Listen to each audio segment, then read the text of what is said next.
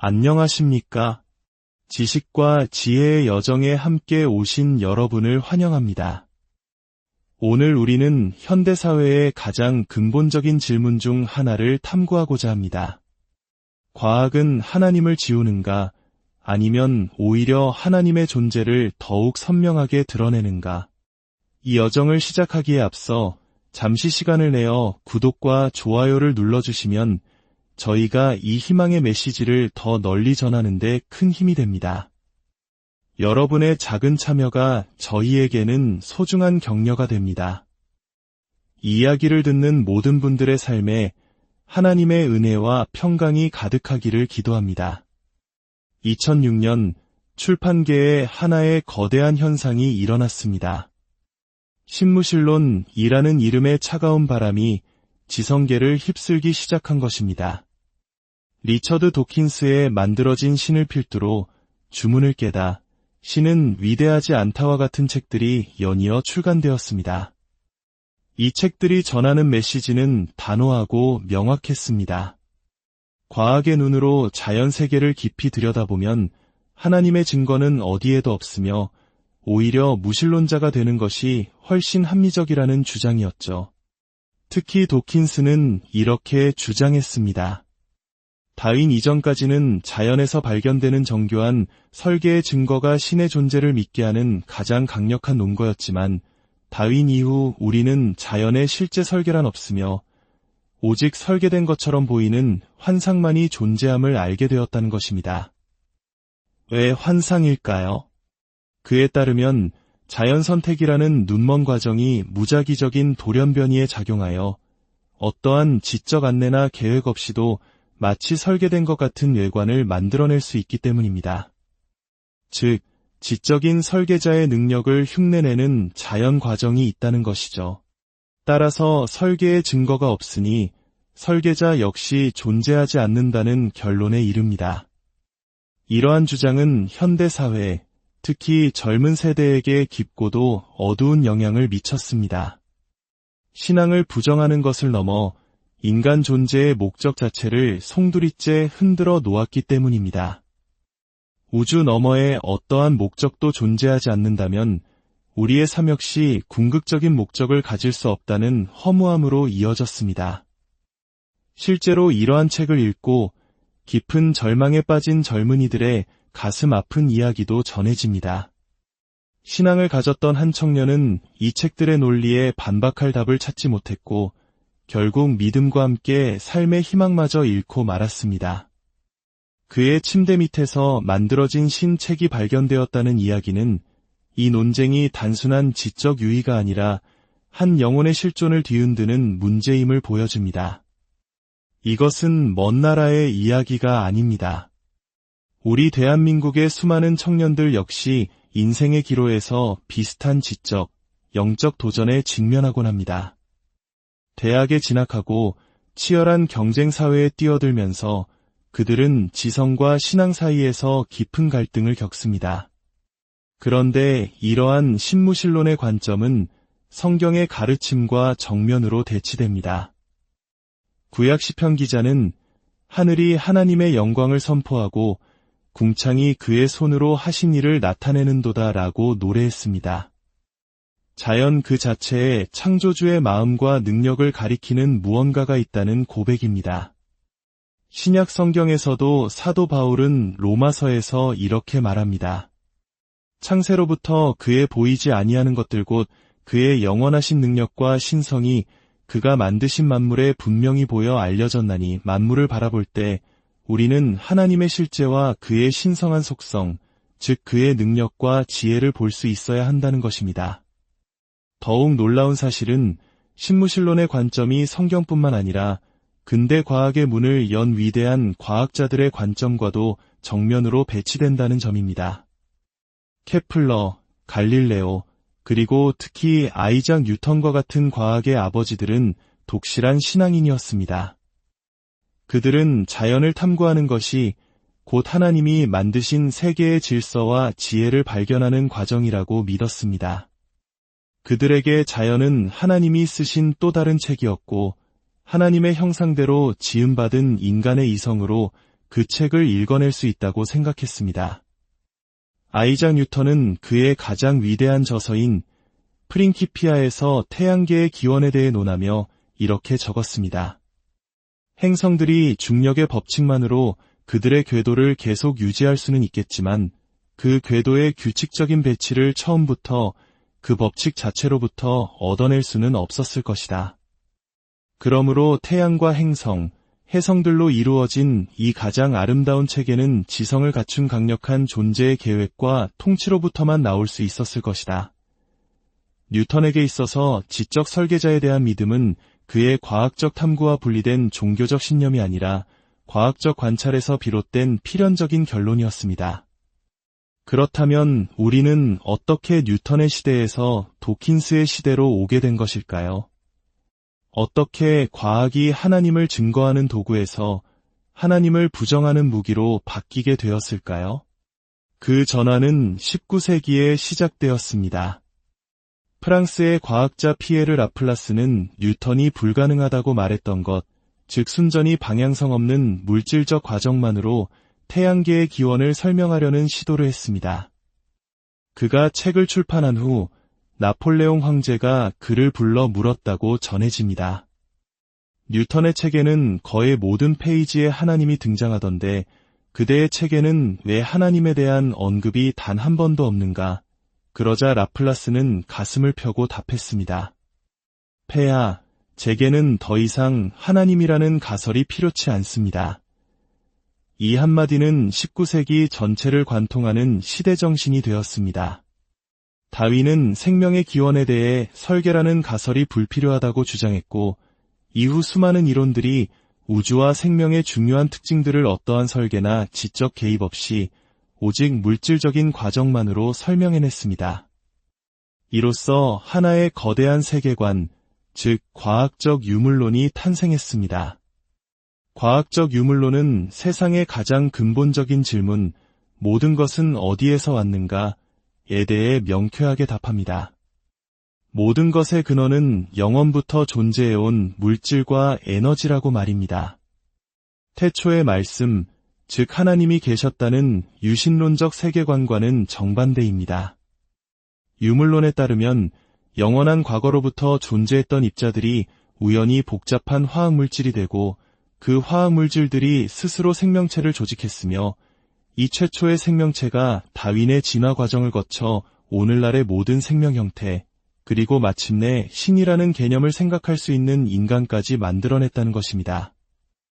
유신론에서는 하나님이 먼저이고 물질이 나중이지만 유물론에서는 물질이 먼저이고 하나님은 그저 물질적 과정의 마지막에 나타난 하나의 개념일 뿐입니다.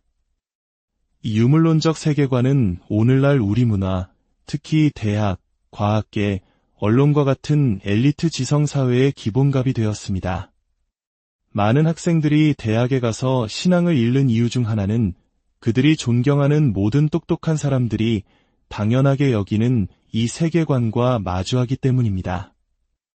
마치 자신만 중요한 메모를 받지 못한 듯한 소외감과 지적 압박감을 느끼게 되는 것이죠. 하지만 이야기는 여기서 끝나지 않습니다. 이것이 오늘 제가 여러분께 전하고 싶은 가장 중요한 소식입니다. 19세기에 확립된 이 유물론적 세계관은 역설적이게도 20세기의 위대한 과학적 발견들에 의해 뿌리부터 흔들리기 시작했습니다. 과학 스스로가 유물론에 반대되는 오히려 매우 강력한 유신론적 함의를 지닌 증거들을 드러내기 시작한 것입니다. 그 지적인 대전환은 천문학과 우주론 분야에서 시작되었습니다. 에드윈 허블이라는 위대한 천문학자는 거대 망원경을 통해 밤하늘을 관찰하며 우주가 우리가 상상했던 것보다 훨씬 더 광대하다는 사실을 발견했습니다. 그리고 그는 더 놀라운 사실을 발견합니다. 멀리 있는 은하들에서 오는 빛이 붉은색 쪽으로 치우쳐 보이는 적색편이 현상을 발견한 것입니다. 이것은 마치 멀어지는 기차의 기적 소리가 낮게 들리는 도플러 효과와 같은 원리입니다. 즉, 은하들이 우리에게서 멀어지고 있다는 뜻이며 이는 곧 우주 전체가 팽창하고 있다는 증거였습니다. 자, 이제 상상 속에서 시간의 시계를 거꾸로 돌려봅시다. 팽창하고 있는 우주를 과거로 되돌리면 어떻게 될까요? 은하들은 점점 더 가까워지고 우주는 점점 더 작아지다가 결국 모든 것이 하나의 지점에서 시작되었다는 결론에 이르게 됩니다. 우주에는 명백한 시작이 있었다는 것입니다. 이 발견은 당시 많은 과학자들에게 엄청난 충격이었습니다. 알베르트 아인슈타인조차 처음에는 자신의 일반 상대성 이론이 예측하는 팽창하는 우주를 받아들이지 못했습니다. 시작이 있다는 개념이 당시 그가 가졌던 유물론적 철학과 맞지 않았기 때문입니다. 그는 우주가 시작도 끝도 없는 정적인 상태라고 믿고 싶어서 팽창을 상쇄하는 가상의 힘인 우주상수를 방정식에 집어넣기까지 했습니다. 하지만 결국 허블의 관측 증거 앞에 그는 자신의 우주상수가 내 생의 최대의 실수였다고 인정하며 이제 나는 시작의 필연성을 본다고 선언했습니다. 우주가 유한한 과거의 어느 한 시점에 시작되었다는 것은 무엇을 의미할까요? 이는 물질, 에너지, 공간, 시간 그 자체가 무에서부터 존재하게 되었다는 것을 뜻합니다. 그렇다면 질문이 생깁니다. 무엇이 우주를 시작하게 만들었는가? 원인이 있으려면 결과보다 먼저 존재해야 하고 우주를 창조했다면 우주를 넘어서는 즉 초월적인 원인이어야 합니다. 이것은 놀랍게도 성경의 첫 구절 태초에 하나님이 천지를 창조하시니라는 선언과 정확히 일치합니다. 현대 우주론은 우리에게 우주에는 시작이 있었음을 그리고 그 시작은 우주 밖에 어떤 초월적 원인을 필요로 함을 보여주고 있습니다. 두 번째 놀라운 발견은 물리학 분야에서 나왔습니다. 바로 미세조정 문제입니다. 과학자들은 우리 우주의 물리법칙과 상수들이 생명체가 존재할 수 있도록 극도로 정교하게 조율되어 있다는 사실을 발견했습니다. 마치 수많은 다이얼과 스위치로 가득한 우주 제작 기계가 있는데 생명이 탄생하기 위해서는 그 모든 다이얼이 정확히 맞는 값에 설정되어 있어야만 하는 것과 같습니다. 예를 들어 우주의 팽창 속도가 지금보다 아주 조금만 더 빨랐다면 은하와 별이 형성되지 못했을 것이고 조금만 더 느렸다면 우주는 오래전에 자체 중력으로 다시 붕괴했을 것입니다. 두 경우 모두 생명은 존재할 수 없습니다. 이러한 경이로운 미세 조정에 대해 저명한 천체물리학자 프레드 호일은 이렇게 말했습니다. 상식적인 데이터 해석은 어떤 초지성적 존재가 생명이 가능하도록 물리학, 화학, 그리고 생물학을 가지고 장난을 쳤다고 제안한다. 우리 우주는 생명을 위해 마치 누군가가 의도적으로 맞추어 놓은 것처럼 보인다는 것입니다. 마지막으로 가장 흥미로운 발견은 생물학 분야에서 이루어졌습니다. 지난 수십 년간 우리는 세포 안에서 상상조차 할 수 없었던 초소형 기계들의 세계를 발견했습니다. 박테리아의 편모 모터는 로터, 스테이터, 구동축까지 갖춘 회전 엔진으로 1분에 10만 번을 회전하며 방향 전환까지 합니다.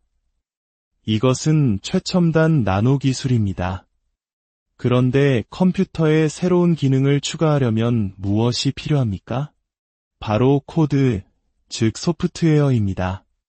생명도 마찬가지라는 것이 현대 생물학의 위대한 발견입니다.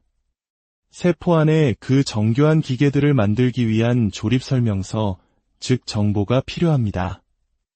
그리고 그 정보는 DNA라는 분자 안에 디지털 코드의 형태로 저장되어 있습니다. DNA의 4가지 화학 염기는 마치 컴퓨터의 0과 1처럼 혹은 언어의 알파벳 문자처럼 기능하며 생명에 필요한 모든 단백질을 만드는 정보를 담고 있습니다. DNA는 우리가 만든 그 어떤 컴퓨터 프로그램보다 훨씬 더 복잡한 소프트웨어입니다. 이제 우리는 궁극적인 질문에 도달합니다. 이 생명의 정보, 이 디지털 코드는 도대체 어디에서 왔는가? 다윈의 추론 방식을 따라 우리의 경험 세계를 살펴봅시다. 우리는 정보의 기원에 대해 무엇을 알고 있습니까? 이집트의 상형문자든 책 속의 문장이든 컴퓨터 코드든 라디오 신호에 담긴 메시지든 정보의 근원을 거슬러 올라가면 우리는 항상 지성, 즉 마음을 만나게 됩니다. 정보는 결코 맹목적인 물질적 과정에서 저절로 생겨나지 않습니다. 생명의 가장 깊은 토대에서 우리는 정보를 발견합니다. 그리고 그 정보는 오직 지성적인 원인만이 만들어낼 수 있다는 것이 우리의 한결같은 경험입니다. 따라서 DNA에 담긴 정보는 생명의 역사에 지적인 설계자가 활동했다는 강력한 증거를 제공합니다. 이것은 설계된 것처럼 보이는 환상이 아니라 실제 설계의 증거입니다. 정리해 보겠습니다. 20세기 과학은 우리에게 세 가지 중요한 사실을 알려주었습니다. 첫째, 우주에는 시작이 있었으며 이는 우주를 초월한 원인을 가리킵니다. 둘째, 우주의 법칙들은 생명이 존재하도록 놀랍도록 정교하게 설계되어 있으며 이는 그 원인이 지성적임을 시사합니다. 셋째, 생명의 핵심에는 방대한 정보가 있으며 이는 그 지성적 존재가 생명의 역사 속에서 적극적으로 활동했음을 보여줍니다. 이 모든 증거가 가리키는 존재는 어떤 모습입니까? 멀리서 우주를 창조하고 더 이상 관여하지 않는 신이 아닙니다. 초월적이고 지성적이며 자신의 창조 세계에 깊은 관심을 가지고 생명을 불어넣는 존재. 이는 바로 유대 기독교 신앙이 오랫동안 고백해온 하나님의 속성과 정확히 일치합니다. 결론적으로 현대 과학의 증거들을 살펴볼 때 저는 리처드 도킨스가 틀렸고 로마서에 기록된 사도 바울의 말씀, 즉 그가 만드신 만물에 그의 능력과 신성이 분명히 보인다는 말씀이 옳았다고 확신합니다. 오늘 이 이야기가 여러분의 믿음을 굳건히 하고 하나님의 창조 세계가 품고 있는 경이로움으로 여러분의 마음을 가득 채우기를 소망합니다. 우리 주 예수 그리스도의 평강이 여러분 모두와 항상 함께 하시기를 기도합니다. 들어주셔서